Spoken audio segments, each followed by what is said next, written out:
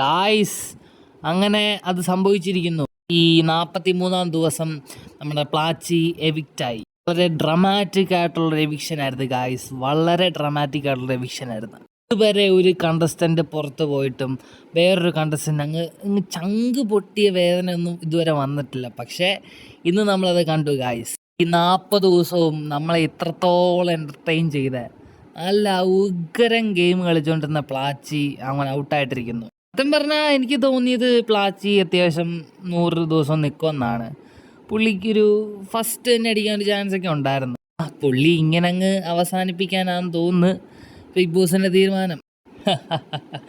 It's A joke guys, ചിൽ. നമ്മുടെ പ്ലാച്ചീനെ ഷിയാസ് കരീം എടുത്ത് അങ്ങ് ഏറിക്കയറ്റി എന്ന് പറഞ്ഞാൽ ശരിക്കും ഏറിക്കയറ്റി, പറത്തി കളഞ്ഞു.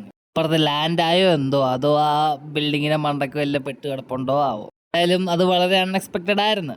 പക്ഷേ അത് അത്യാവശ്യവുമായിരുന്നു. കാരണം നമ്മുടെ അനുമോള് ആ ഒരു പ്ലാച്ചിയുടെ കണ്ടന്റ് മാത്രമായിട്ട് അങ്ങ് ഒതുങ്ങിപ്പോവായിരുന്നു. അത് തന്നെ ഒരു വളരെ ഒരു ചീപ്പ് ഗെയിം. നമുക്ക് കാണുമ്പോൾ തന്നെ ഇവളെ എന്തോ ഈ കാണിക്കുന്നത് എന്നൊക്കെ ഒരു തോന്നൽ വരുന്ന ഒരു ഗെയിമാണ് അനുമോൾ ഇത്ര നാളും കളിച്ചുകൊണ്ടിരുന്നത്. ഷിയാസ് കരീം നല്ലൊരു കാര്യം ചെയ്തെന്നാണ് എനിക്ക് തോന്നുന്നത്. കാരണം പ്ലാച്ചീനെ എന്നേക്കുമായിട്ട് കളയേണ്ട സമയം കഴിഞ്ഞായിരുന്നു. എന്തൊക്കെയായിരുന്നു പ്ലാച്ചീനെ ഒരു ദിവസം കാണാതായപ്പോൾ അനുമോള് കിടന്ന് മോങ്ങുന്നു, എവിടാന്ന് ചോദിക്കുന്നു, എല്ലാവരോടും തർക്കിക്കുന്നു, അങ്ങനെ ബെഡിൽ പുതച്ച് കിടത്തുന്നു, തലോണ വെച്ച് കിടക്കുന്നു, എന്തൊക്കെയായിരുന്നു. അങ്ങനെ അതിൻ്റെ അവസാനം ഇങ്ങനെയായിരിക്കുമെന്ന് നമ്മൾ ആരും ഓർത്തില്ല.